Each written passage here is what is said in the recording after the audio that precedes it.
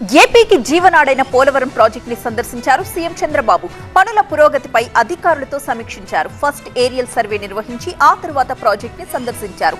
పోలవరంలో ముఖ్యమైన విభాగాల్ని పరిశీలించి పూర్తి కావలసిన పనులపై ఆరా తీశారు.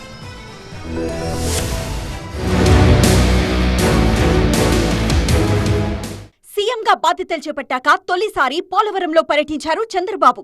గతంలో ప్రతి సోమవారం పోలవరం పేరుతో ఆయన నిర్మాణ పనులపై సమీక్ష జరిపేవారు. ఇప్పుడు కూడా అదే రీతిలో సోమవారం నాడు పోలవరాన్ని సందర్శించి పనుల గురించి ఆరా తీశారు. ప్రాజెక్టుకు సంబంధించిన స్పిల్వే, కాఫర్ డ్యాంలో డయాఫ్రమ్ వాల్ ను పరిశీలించారు. 22, 23 గేట్ల దగ్గర నుంచి ప్రాజెక్టును పరిశీలించారు. పోలవరంలో పర్యటిస్తున్న ఏపీ సీఎం చంద్రబాబు ప్రాజెక్టు మొత్తాన్ని క్షుణ్ణంగా పరిశీలిస్తున్నారు. ఏ పనులు ఎంతవరకు వచ్చాయనే అంశంపై అధికారుల్ని ఆరా తీశారు.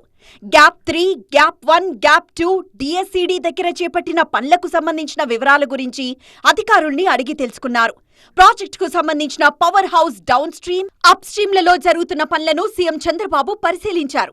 దెబ్బతిన్న డయాఫ్రమ్ వాల్ నిర్మాణం పనుల గురించి ఆరా తీశారు. డయాఫ్రమ్ వాల్ నిర్మాణ పనులకు సంబంధించి photo గ్యాలరీని తిలకించారు.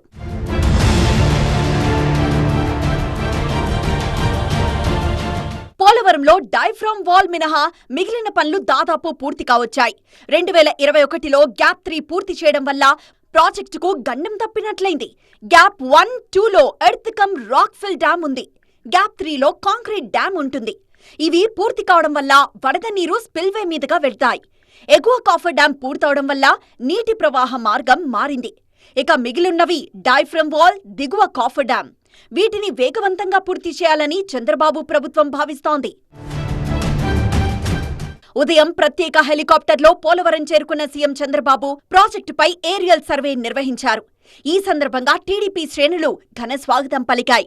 Polavaram project hill view దగ్గర నేతలను చంద్రబాబు పలకరించారు.